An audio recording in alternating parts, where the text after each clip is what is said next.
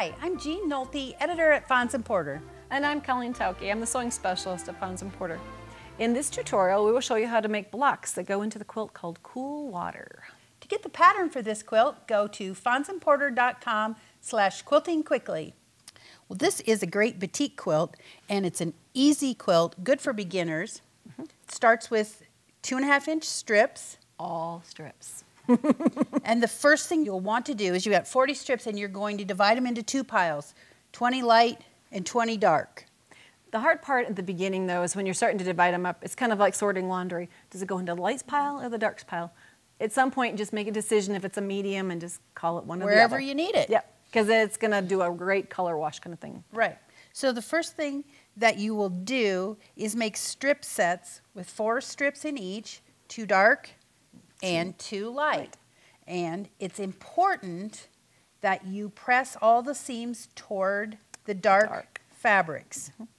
So after you've made those, the other trick that we usually tell people is when you're sewing these strip sets, to keep them really nice and straight like this, you sew this direction one time, this direction the next time, and then back. So that keeps them from curving, which they will do. Yeah. You think, I can sew it, no problem, but you will get a wave to it. So just take your advice on this one. Just go back and forth.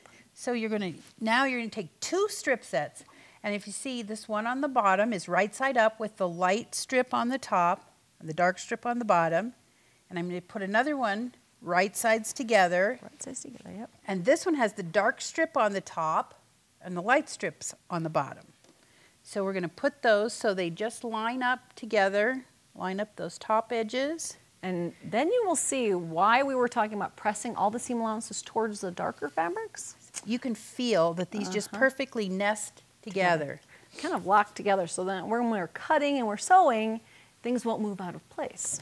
So now, the next thing you want to do is cut 8.5-inch sections out of those strip sets that are stacked on top of each other. So this first one, I'm going to cut a little bit big because we're going to go back and clean it up. I'll clean up that other edge. So I'm going to cut this edge. And I have a ruler that's exactly 8.5 inches, which is very handy, but you could use a larger one.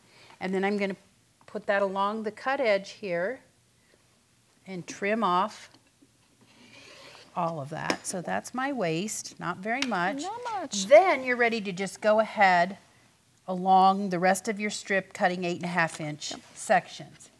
So once you have your 8.5-inch section here, we're going to keep these together. Right, leave them the way that we cut them off. They're already paired up, so we can go right into the next step. Right. Put a longer ruler, just corner to corner, and cut them in half diagonally.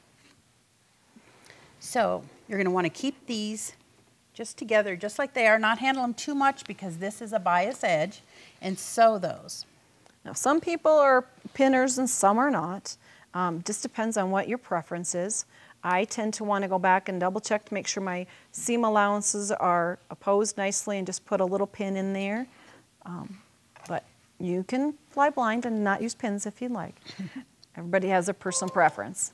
Okay, as Jean said, this is all a bias edge here, so you want to be very delicate with it. Put it through the sewing machine, and I would probably not even cut them till it's ready to start sewing. I try not to handle them any more than I have to. And then just a real accurate 1/4-inch seam all the way along. And if you've cut a bunch of them and you have them next to you, we can just put the next piece in there in the same way, and they would all be pieced nicely. And then we'll just do a little unveil here. You're going to see those seams line up just perfectly. See how our intersections are really sweet all the way down. We get these nice corners. Right. So then you would just press that to one side. And you need 4 whole bunch of those of them to make a block, so you would lay them out.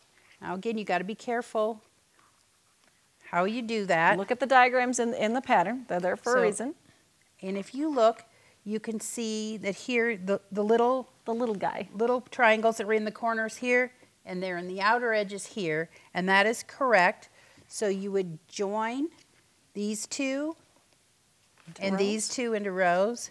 And then join the rows, and you only need to make 12 of those big blocks for this.